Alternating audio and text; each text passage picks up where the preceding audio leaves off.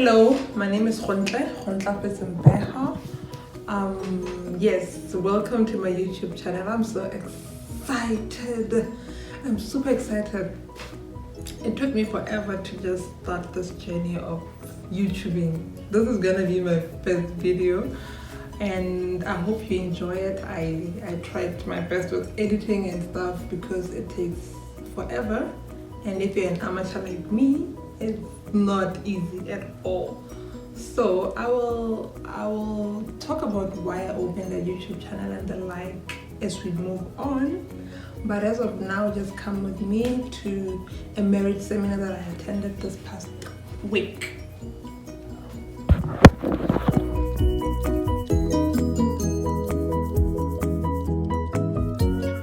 Happy Sabbath. Today is one of those beautiful Sabbaths. We're having a couples retreat at Tlokweng Central. Come with me and have a good time with us.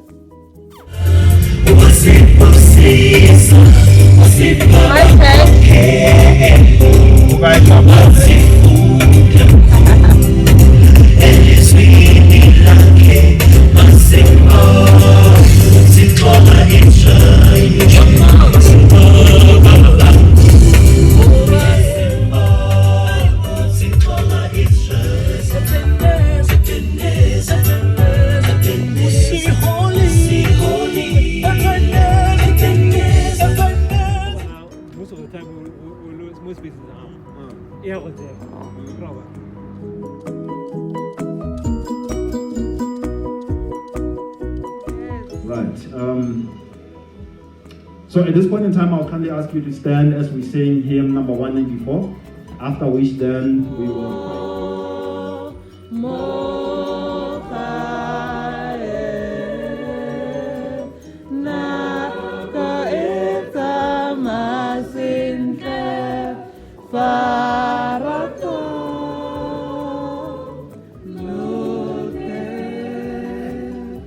still looking each other's eyes, and there's a glimmer. There's she's winking at me now, so it's all good. So this is what we want to share with you. We're not experts, but let's learn together. So what we have in store for you is many different ways of learning today.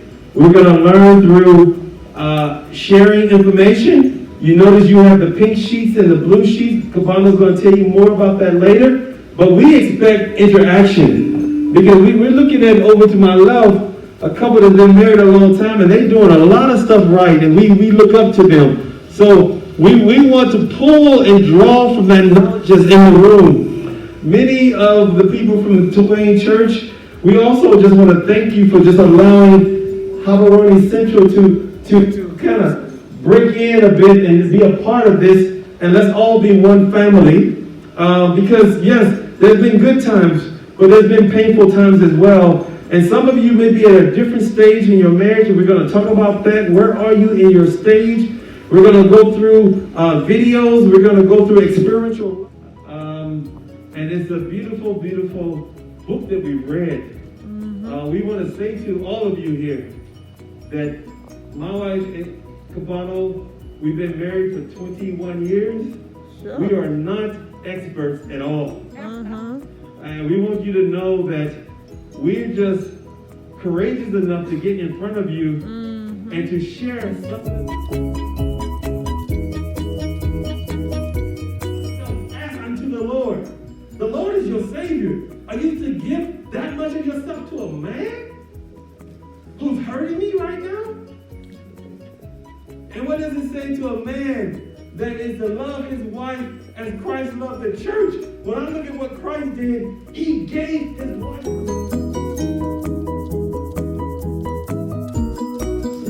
I think that is the start for me. Okay. The last one for me, I think I'm looking at the list like admiration or affection, you need to compliment her.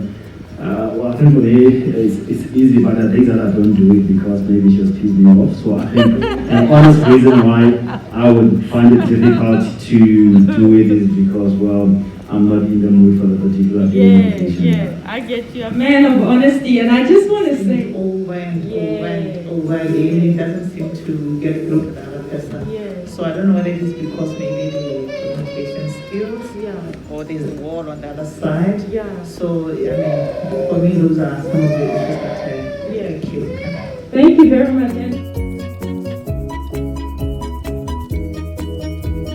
Goal of marriage is not about perfecting the individual next to you. It's about perfecting the new individual, which is 1 + 1. And therefore, and I did that. I spent a lot of time in the early ages wanting to make sure I was myself, until I realized that I need to lose the self in me for the two to be one. And a lot of my time, therefore, would be lost in trying to defend my turf because I'm being invaded, but not seeing the opportunity to learn and therefore adjust to the new us, which is not the new me. And I think as we progress with the workshop, we will get to that point where the I becomes less important and we start talking about the we. And as I approach even the subject of how I should manage time, what becomes important, and I know you know about the Pareto principle, the 80-20 rule. What becomes important is defined by the goal that you want to achieve. You want to achieve the perfect hair, and then the perfect me, or the perfect us. Very important. Yes. We have incredible work ethic for our careers. We have incredible work ethic for Womatsale. We have incredible work ethic for rearing children. No one ever told us you're going to have to work as hard for your marriage as you work in medicine. And so it becomes that maybe the family keeps getting the short end of the stick, very energetic in the hospital, saving lives, all kinds of hours. When I get home, there's nothing left. And with Corona, guys, it's something. He said to me, be careful that when you finish in the hospital, there are not fragments in the floor in your house. You gotta cut it off sometimes. You have a compassionate heart, but leave it and pray that God will fix the system, that you will not have to fix it. You can't sacrifice yourself to fix the medical system and do everything for everyone and forget here. So we need to learn that work ethic. And what she said when I asked the question is, the person will teach you what it is that they need. Rabi? I have this section. Yes. Need the mic back. Sorry. No, I know what I'm doing here. Yes. Okay, so go take a seat. As much as we'll be learning from books, being taught in different forums or workshops, the best teachers on this subject is us. Learning from each other. And the greatest thing that I wanted to underline here is the willingness to learn and apply what you have learned. Because it's one thing to learn, and it's one thing to be willing to apply what you've learned. Because you might have all the knowledge. There are so many people who stand in front of forums like this and workshops, and they disseminate knowledge which they do not have in their own lives. And there are families that are broken, which have people who stand in front of people and they give them important information. So if you're willing to learn, to practice what to apply what you've learned, then we can become better people. The last thing that I wanted to say is that we come from different cultural backgrounds. And there are so many things that we've learned in the past. There are cultures which believe that a man should always be seen in public with a wife, or doing certain things that are thought to be a taboo. And therefore, the issue of intimacy is seen in some cultures as a show-off. And therefore, a woman has her place, and a man has his own place. Some cultures believe that a man takes care of the needs of the family. That is provided financially. And when he has done that, nobody should question he has done his part. And therefore, as we learn, then we should also be willing to unlearn certain things that will end up hurting and breaking our marriages. More sensitive to one another's sensitivity. and understanding each other, learning to understand, seeking to understand your partner and their sensitivity so that you can meet them at their needs. And it has to be reciprocal. It's unfortunate that sometimes our culture does not encourage us to have meaningful, truthful, honest conversations around marriage. It's always passive, they don't get to the real issues. And then you get to discover some of these things in marriage 2-3 years along the line. And then you think, oh, they were speaking in parables. They don't say it how it is and what you should expect and how you should approach whatever it is. So I think the learning comes from each other as long as you're open-minded to learn and be the best. Last point there is that, we live in the information age. There's just so much information out there. It's up to the individual to take responsibility. There's no way you can build something successful and not take time to know the subject matter. So it's important that each individual, both the wife and the husband, take time to read by themselves and then pour and share. Okay. Thank you. Tracy, did you? I thought you were hand. Yeah, she's great already. Okay. I didn't want to talk about this, but I have to because I know we're going to talk about it in the afternoon. Okay. This word domestication, it always makes me very emotional. Very emotional because we are all being domesticated. We are all being domesticated by culture, by our parents, by church. We fear too much. That's the reason why when you don't even know you don't know how to please a woman, because all what we see is you've never seen your father holding hands with your mother, neither kissing with your father, and you are scared even to open your wife's private part to see what's in there. That's how domesticated we are. That's why I become very emotional about it. And then when it goes to the husband, he's an elder. He's been an elder when he got married when he was 24. Now, when it goes to the husband, guess what it does? The only role model you see is your pastor, it's your mother, because remember your mother has been domesticated. No, it's coming across like it's normal, when it's not normal. And those who are young, we think it's okay. That's the reason why everything is killable. And we get shocked when we see our leaders doing things. Even in the church, and they're like, why? Where do we learn from? Yeah. You understand? So the issue of domestication is so important that you must go to introspect yourself and be yourself. You must understand who you are.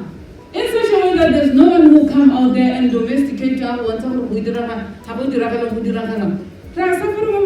So we need to be free to each other. That's the last one, Wanda. It goes back to what I don't want to talk about this issue, it's very emotional for me. It goes back to what the moment you get married to this woman, you are so being domesticated where your mother comes first, not your wife. Ronaldo will be so into you and love you with all our intestine and everything. When you are after, put everything, no baby, I love you, but practically zero. So the issue of domestication is so broad, but I will attend the when you are free. Yeah. I think that's going to come in.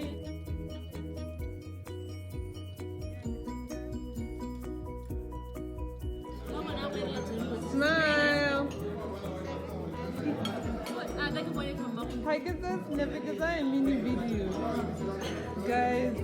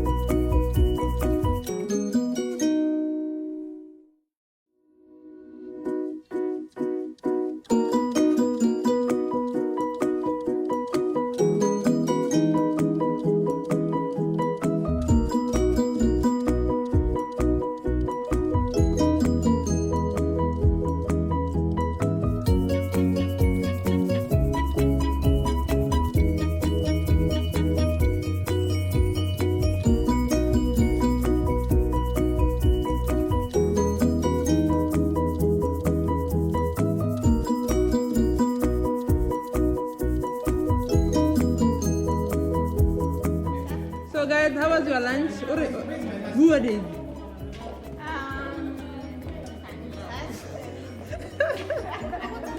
How?